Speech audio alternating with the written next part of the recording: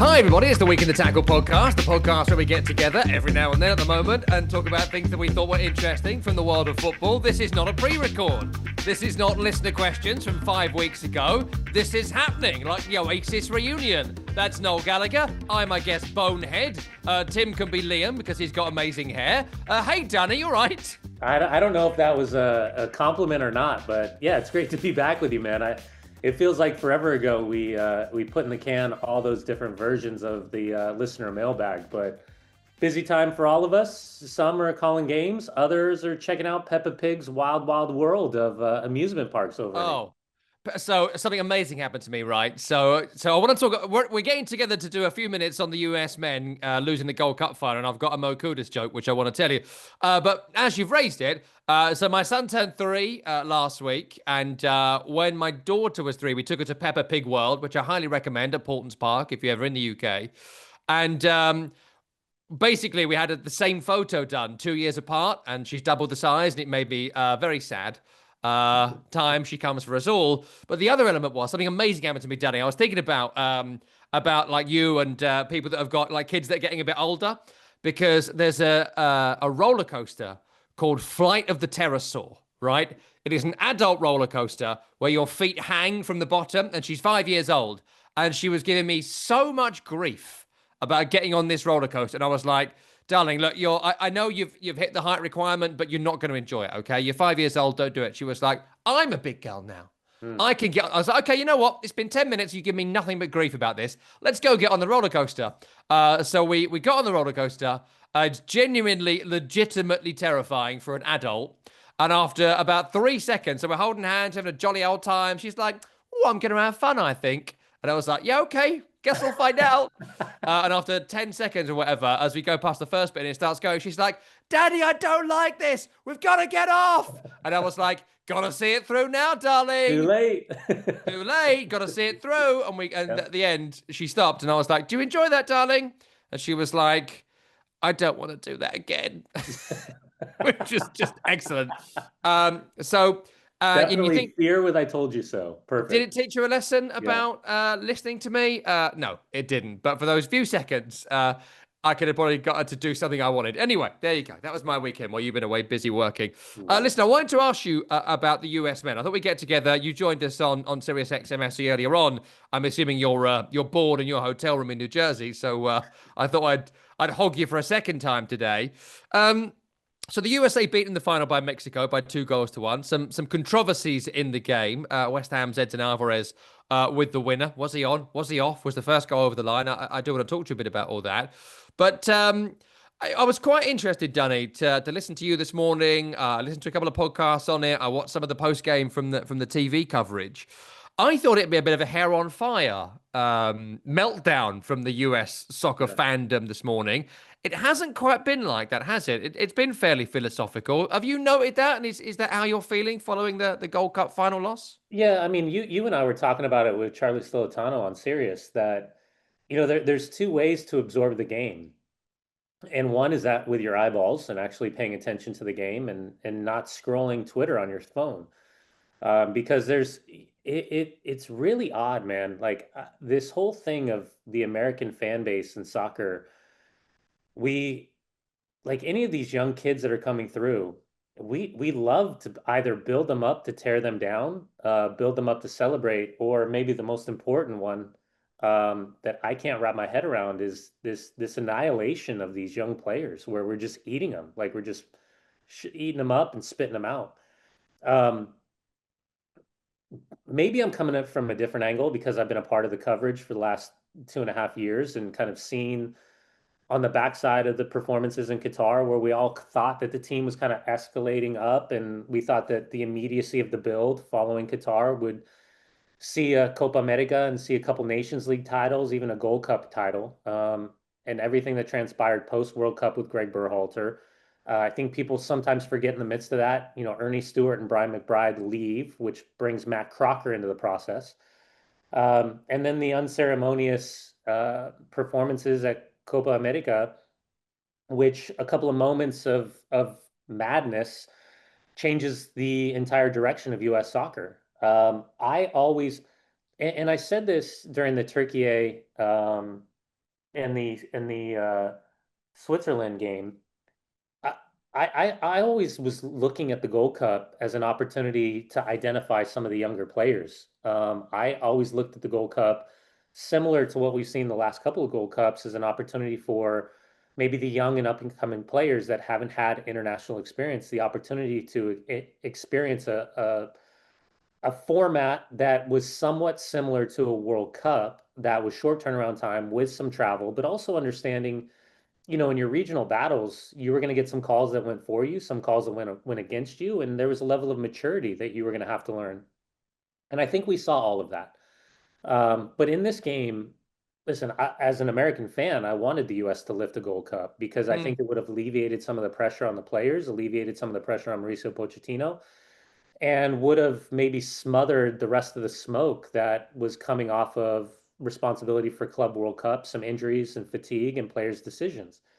Um, but I also recognize that this was a Mexico team with Vasco Aguirre that was doing something similar to what Pochettino was doing, and that was trying to, repurpose the soul of Mexican soccer. And I think he's done so, especially with some of the young kids and some of the older players. And I would just gently remind everybody that this Mexico team that beat the United States last night is most likely going to be 90% of what the team is going to be at the World Cup next summer. So maybe I'm looking at it as a glass half full, as opposed to a glass half empty. But I certainly think when you talk about Malik Tillman, you talk about Diego Luna, although Luna didn't have the performance anybody, including himself, wanted to see last night. Resurgence of what Tyler Adams is capable of doing when healthy. The performance of Chris Richards, kind of locking down one of the center back positions. And Alex Freeman, who I think at a bare minimum, might not be the starter at this World Cup, but could be a starter and a lockdown generational right back going forward because his player profile is different than Serginho Dest. But still, some of the same questions with what in the world are we doing about the goalkeeping position and what in the Yeah. world are we doing about the number 9 position? Because Ajiman rotationally is an important piece, thinking about Flo Balogun, thinking about Josh Sargent, thinking about Ricardo Pepe, and thinking about Damian Downs.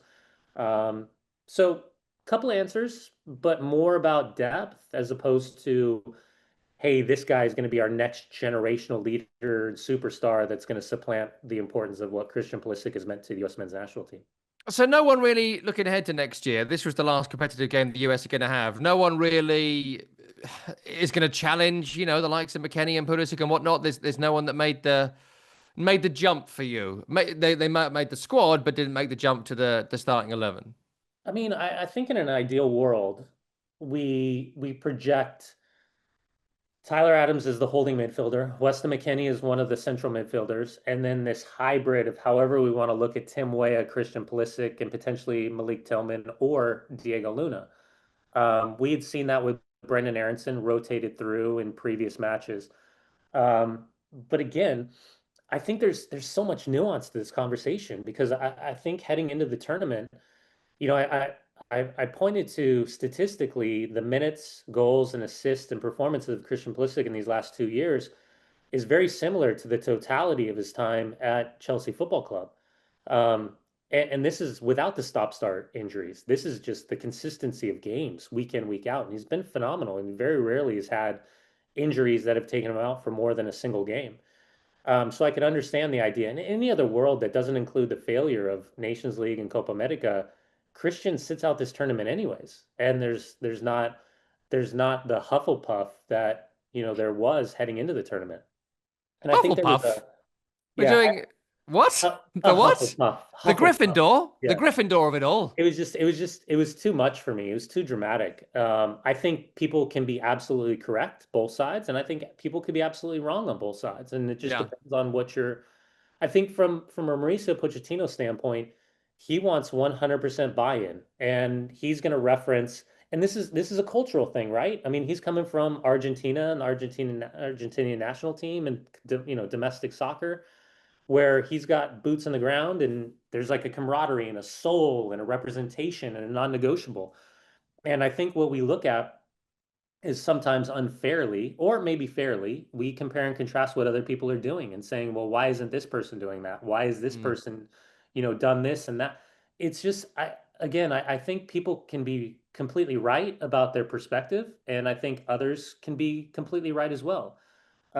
So, bigger picture, I'm really intrigued to see what the September, October, November windows look like.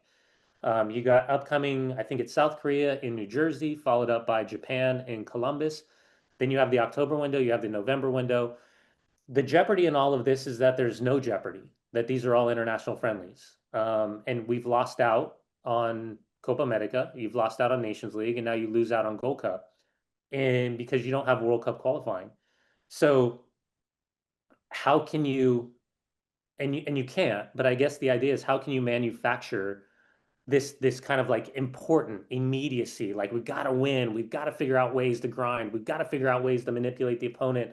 We've got to deal with the struggles of being on the road, not being on the road, which goes back to my conversation that I remember having on the backside of the Colombia loss heading into Copa America was asking why, and I know the answer. It's a repetitive, stupid question, but I would love to see this group of players challenged over in Europe. I'd love to see this group of players challenged down in CONMEBOL against Argentina or Brazil or hell, even Chile or Paraguay, because I think there's a little bit of something that is as combative and important combativeness on the field that there is about the style of play with the ball. And those are all, right now, and I know this is a conversation for another day, but I feel like this group is like more European style than more South American style. And that might be a genetic thing, that might be a trait thing, that might be a learned kind of you mentality. Sorry, Tim, I know you're back. Congratulations, happy marriage. Sorry, Tim. Sorry, buddy.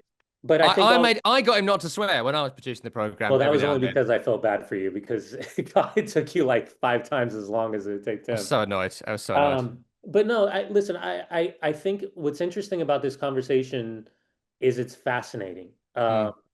I'll bring up a subplot. I was able to work a couple days with Connor Cody. What a great guy, by the way, Yeah, yeah. in Atlanta. And he brought up something that I thought was really interesting. He was talking about during the Euros. He used a reference point about players. And one of the players was frustrated about, not perform or what not being able to have the amount of minutes on the field. And he used this reference point with like him and Jordan Henderson at the time, understanding that they weren't going to play a lot of minutes. And their role was to maintain this training level of habits and expectations and priming the group for when they got their opportunity that they were ready to go. But, a couple players were pissed and, having a little bit of moan and body language wasn't right. And Connor referenced this like moment, this speech by Jordan Henderson saying something to the effect of like, it's our job to be ready. It's our job to hold each other accountable. It's our job to set the standard. It's not the job of the manager. It's not the job of the assistant coaches. We have to understand what the genetic responsibility is of putting the crest on and just being on the training field. And we have to push those guys to be ready. But we also have to maintain a level of combativeness and preparation that when we do get our chance, that we're ready. So it's Mm. okay to be pissed, but you got to show the right mentality. And it just got me thinking about the importance of building out a roster and like how we look at like when rosters are built, we look at players and we're like, well, why in the flying squirrel is this guy on the team? He's not good enough, and this guy's so much better. And why isn't this guy here? And it makes you like it. That was just a perfect moment where I was like, it really redefines the importance of having the right people with the right mindset, with the complete understanding of what their role is. Because the last thing you want to do is bring a guy who's like number 25 or 26 to a tournament for 30 plus days who thinks he's a starter, but in actuality, he's maybe the fifth man in that specific position. So It's too many though, Danny. 26 is too many, isn't it, for a squad? I mean, they expanded yeah, it, but I mean, you don't need 26 players for a tournament where you might only play 3 games. I mean, yeah, it doesn't make sense, does it? There'll be someone in this tournament, this Gold Cup, who's really impressed Pochettino. The staff like him. yeah, He's got a good attitude, all that sort of stuff. Yeah, Della Torre or something. I don't know, one of the bench players. yeah, yeah, Maybe it's Downs or something. And he's like, "Oh, come on then, come to the tournament." And he's like, "It's great to be at the World Cup, I'm sure, but it's going to be potentially 5 weeks of sitting around scratching your ass." I mean, You Well, don't need it to be that big, do you? we could maybe use the Club World Cup as a reference point of like why Borussia Dortmund didn't release Gio Reyna if you're only going to use him for 12 minutes over the course of Ridiculous. 5 matches. So yeah, listen, I don't know. I don't know the right end to bookend a conversation like this, but it is a maybe a valuable reference point, 10 months from now, where you and I are saying, hey, by the way, we had this conversation on the backside of the Mm, Gold Cup. Um, who and this is where maybe Chris Richards' quotes were really fascinating, talking about, you know, something along the lines of, standards set and expectations and the reintroduction of the elite players into this group, and this is kind of the culture. I think that was part of what I would assume that's what part of what Mauricio Pochettino wanted was to have all of his guys together for the better part of 30, 5 weeks, 6 weeks, similar to what Jesse Marsh had heading into Copa America, mm, that could kind of set, and we use vibes like we weaponize the word vibes, but like to create a culture and an understanding of like training, sitting in the dining room, like being in the training room. Because I think the one thing I was having this conversation with someone that was leaving US soccer after being around for 30 years, and we were talking about the differences. And one of the biggest interesting points they brought up was, the before technology, before phones were in our hands of every second of every single day, when you're on the road and you're in a tournament format like this, the training room, the rehabilitation room was where everyone hung out. You were mm. so bored in your individual rooms that you would just go sit and sit your butt down against the wall. And that was like the locker room of banter. And you got to know everybody and you had these bonds that were created. You probably a little bit bullying and things were happening, verbals and volleys and all the fun stuff. But like, it's one of the things that's missing, I think, in the modern game is that, these teams are getting on planes and they're not immediately going home. They're not spending the night. They're not going out to dinner. They're not having drinks. They're not chasing tail. They're not doing whatever. They're not, there's it's kind of it's fascinating to think about from the generation that I ended in 2006 to now, and the media and the social media and the phones and all of this stuff and the jeopardy of making a wrong decision and being punished Yeah. forever for it. There's almost like there's been a disconnect of camaraderie to a certain extent. And it's fascinating to hear from like a MLS level, like domestic team, to a national team level of how do you, like, if you're coming from all these different places around the world and all these backgrounds and, you come together, what's the easiest way? Well, you're just together, you interlock. And that's something, maybe that's part of the minutia and the detail that's missing right now of, when we're watching teams not pass the eyeball test of things that we're used to seeing. Mm. Maybe, the tech and the phones are part of that. Yeah, I mean the phones have killed everything, haven't they? I mean, Yeah. we need to. It's like everything. We could have capitalism and we could have phones, but they need to be regulated, and humans would need to. We could have cake. We could have as much cake as we wanted if only we had one slice. But if you give me a full cake, I ate the full cake. Yeah, that's what humans are like. Listen, two other things I wanted to get to before we're out of time. One of them, you mentioned Chris Richards. I just wanted to read this and talk a bit about the handball. He gave this amazing quote, I think to CBS post game, where they asked him about the handball that wasn't given at 1-1. And he said, and I enjoyed saying this earlier today, so I want to say it to you and maybe get you to say it back to me in American because it sounds very wrong in English. But he was asked about it and he said, homie palm the ball like Shaq in the box, which is just the most American thing I I've love ever heard Chris. anyone say ever. Yeah. Homie palm the ball like Shaq in the box. Oh. Say it to us in proper how it should sound. Yeah, I mean, basically, the guy handled the ball when he was going to ground inside the penalty area, and you would assume that would be a penalty. I love Chris. I think he's got such a great It's good. personality. Good player. Yeah, very good player. Yeah, listen, it's so funny, man. Like being a part of the FIFA Club World Cup and being in these moments where, and I realize this that when we watch national team FIFA referee mandates come down, it's different than what we see from UEFA and FIFA Club World Cup and domestic football. It's different than we see in Champions League. We talk about this, the line of intervention is much higher for when we're watching Champions League football for VAR as opposed to Premier League. And Premier League is different than Major League Soccer. And it's all, you have all of these different people in charge, same laws. I mean, it's Mm, just words on paper, but the application is different, right?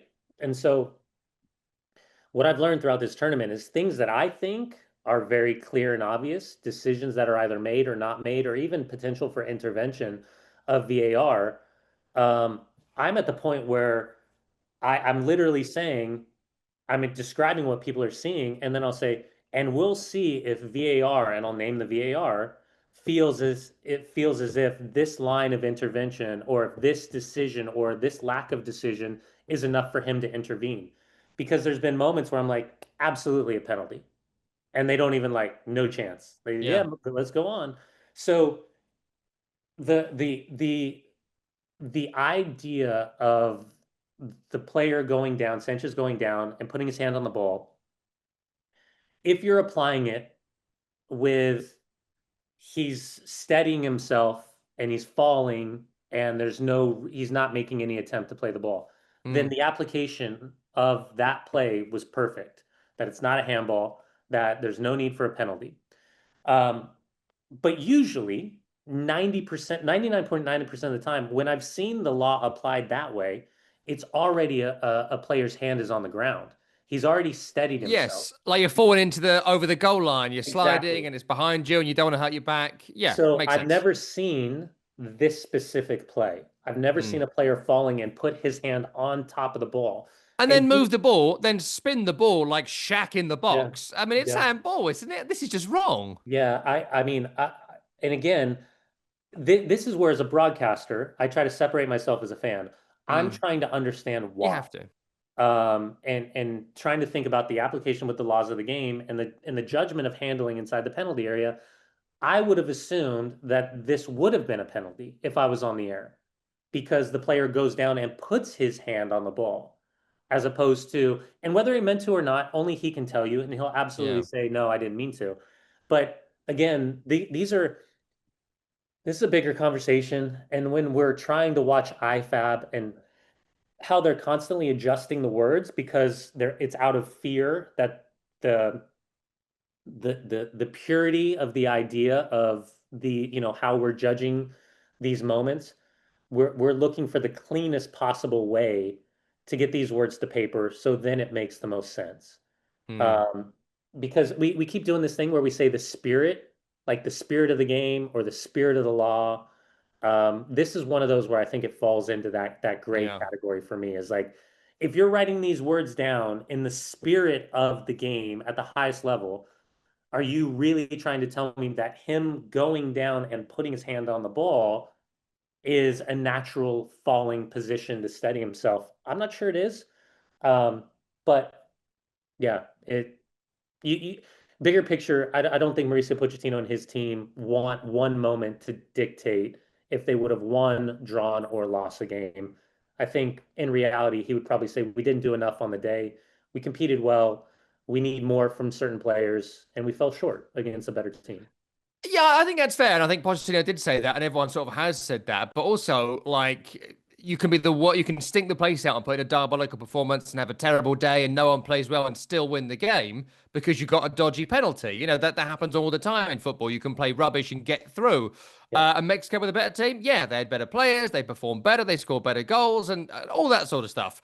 However, this should have been handball, and I think it frustrates me when, people who know the rules, and whether it's the referee or the rules experts on TV or whomever, they give us I mean, I always try and do this. I have the IFAB app open in commentary. I know you do it as well. A lot of people do it. And when something happens, I try and bring the laws of the game into the conversation live with the yeah, analyst, and we try and get people to how they got to this decision, as opposed to just going like fan wise, it's a penalty. But when you talk about wouldn't fall under deliberate because he was already falling and it's a natural bracing position and it popped under his hand, no secondary movement. I think if this was given as a penalty, I could justify there was a secondary movement. I don't think it is a natural bracing position, yeah. and I could find it. So I just that's a problem for me, and it should have been given. So But I there we think are. to your point, that's one of those where we go into the gray area. Yeah. So, Whatever. Again, it's what I mean. This might be right. I mean, in the end, it wasn't given on the field, and yeah. I would rather that be the But to case your and they point, if it correct would have it. been given, was there enough? of a line of an intervention for VAR to say, hey, by the way, I think I it's, don't think so. then in that moment, the idea of re-refereeing a game is exactly that. You're Yeah. re-refereeing a moment as opposed to, because it's like for me, that was more like a judgment, like if he calls it, I think it sticks. If he doesn't call it, then you try to justify why he didn't call it, if that makes sense. So Mm. it's still that weird pendulum of a gray area, is it or is it not? Should it or should it not? Yeah. Well, I think the US got unlucky in the end. That probably should have been given, but there we are. Listen, one final quick bit, Danny, before we go. We'll do some Club World Cup next week when we know that the winners of Gianni Infantino's tournament and they lift the Gianni Infantino trophy. I just wanted to bring you this only because I found it really funny. So West Ham are desperate to sell Mo Kudus this transfer window. Like selling him is basically the transfer budget. It's the end of his second season. They want to sell him, and they haven't sold a player to Tottenham for 12 years because there's a bitterness between the two ownership groups and the fan bases and whatnot. Anyway, West Ham are so, I'll say desperate, might be a little bit less than that, but willing to let Kudus go for decent money. They're willing to entertain a Tottenham offer. A couple of friends of mine that are covering this story are reporting that West Ham want 85. Tottenham came in with 50, which is pretty standard stuff. But part of their £50 million, there was £10 million in that in terms of caveats and incentives. Here's the incentives they gave to West Ham to get the additional 10 million. To get it, Tottenham would need to win, bearing in mind they just won their first trophy in 20 years and not won the league since 1962. Tottenham would need to win the Champions League or Premier League to get West Ham paid the next £10 million of the transfer fee. West Ham have rejected that bid, understandably, out of hand. What do you make to teams coming in with wildly unrealistic proposals? And why don't they in the next one offer 700 million and West Ham get the 690 million when Mo Kudus colonizes Mars? I'm just really excited to see what Mo Kudus can do with a better team, similar to Declan Rice, because we always do this Yeah, what thing. did Declan Rice win? What did he win since he left? Remind me. He's won second place for the Oh, last couple of years. oh. Yeah. Yeah, it's all He jokes finished sixth aside. with West Ham and finished second with Arsenal. Won a trophy at West Ham. Well, whatever. It's fine. It's Yeah, fine. yeah, whatever. It's fine. Potato, potato, potato, potato. No, all jokes aside. Um, I'm really like we haven't talked, man. Big Ange Postecoglou getting the I sack after know. winning the trophy. Thomas Frank coming in. The talk about Sonny being linked with a couple different teams, including LAFC. The idea of kicking the tires I there. think Kudus is the Son replacement, isn't he? I think is Yeah, the thought listen, process. I told you when we covered US Ghana a couple years ago, he was electrifying, and Mm, he's extremely talented player. But it's obvious he needs help, and West Ham, if they've got to sacrifice a player, I don't think you sacrifice Jared Bowen, who's going to be your most no. valuable player on that roster. So if you allow Kudus to leave, it'll be interesting to see exactly now with new decision makers behind the scenes how that money is spent. Yeah. Because I think you and I both agree that the money off Declan Rice wasn't necessarily spent in the correct fashion. Especially now that you don't have the same coach, you don't have the same decision makers behind, and Graham Potter has his trusted one as the one that's going to try to recreate whatever West Ham is going to look like Yeah. underneath their eyes. So, with all that being said, yeah, not surprised.